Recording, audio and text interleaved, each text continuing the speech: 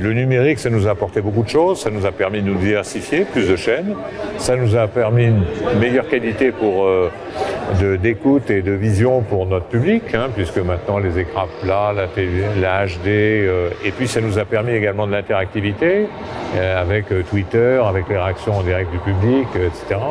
Donc ça a été un avantage de ce point de vue-là, le numérique. Alors c'est aussi un challenge, puisqu'il y a des plateformes concurrentes qui distribuent de la vidéo comme Facebook, etc. Avec ça, si vous voulez, je crois que pour s'en sortir dans ce monde numérique qui a vraiment une concurrence éclatée, il faut faire des événements. C'est-à-dire que les télévisions doivent être de plus en plus événementielles, de plus en plus de direct, de plus en plus d'exclusivité. Et c'est comme ça qu'on arrivera, par les contenus, à émerger dans le monde numérique.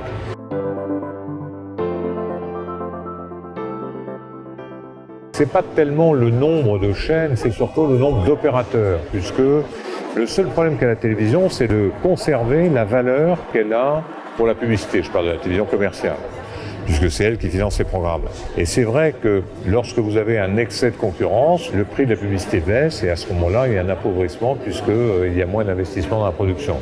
Donc il y a un bon équilibre à trouver et c'est vrai que jusqu'à présent, la France a choisi d'avoir plutôt le nombre que de développer la qualité, malgré les contraintes qu'elle donne aux chaînes.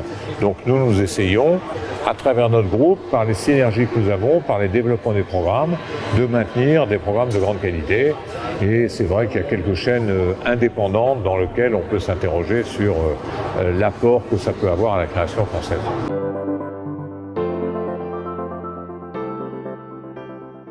Je dirais que c'est plutôt le modèle payant qui est victime de la piraterie. C'est-à-dire que quand on pirate, c'est qu'on pirate pour ne pas payer.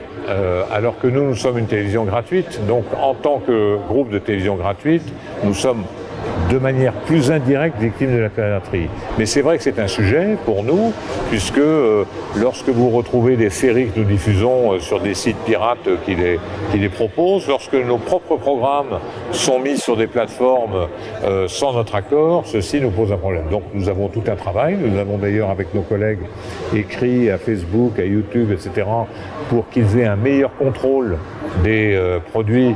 C'est-à-dire que ce qui est embêtant, c'est que la charge de la preuve incombe aux piratés, ce qui n'est pas normal, et ce sont les plateformes qui devraient avoir la responsabilité totale de faire. Donc c'est un très gros travail qui est fait notamment avec la DOPI. Il faut dire que la France a fait un peu du stop and go en matière de piraterie et de répression de la piraterie, ce qui fait qu'on est un des pays où la piraterie est la plus forte.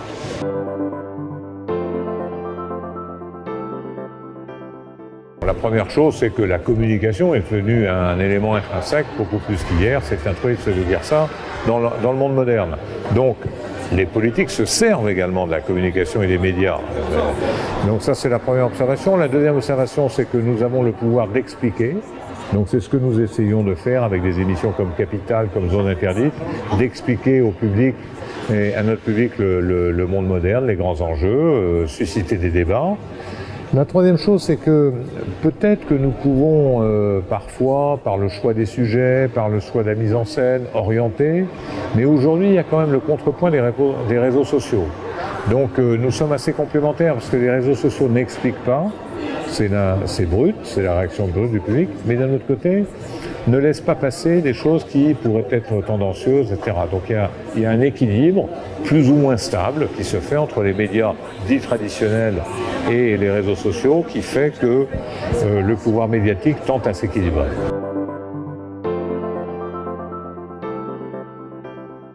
Le sport, c'est un élément absolument déterminant et de plus en plus des chaînes de télévision.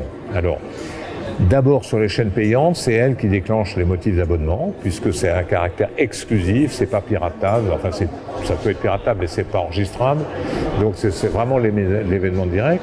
Donc la télévision payante vit du sport, c'est vraiment la grande composante, beaucoup plus aujourd'hui que le cinéma. Et la deuxième chose, les télévisions gratuites ont besoin de grands éléments fédérateurs de sport. Nous allons diffuser avec nos collègues de TF1 l'Euro de l'année prochaine qui se passe en France, ça sera un grand événement. On a eu beaucoup de succès sur W9 avec la Coupe du Monde féminine, où les Françaises se sont distinguées et à la surprise un peu de tout le monde, pas de la nôtre, parce que nous avions parié dessus, il y a eu beaucoup d'événements. Nous allons continuer dans le sport. Alors après, il y a un problème économique, c'est-à-dire que dans les grands sports, il est très difficile de rentabiliser par les breaks de pub la diffusion des grands sports qui coûte de plus en plus cher, parce que comme ce sont des événements à succès, la compétition est très forte, notamment pour les télévisions payantes.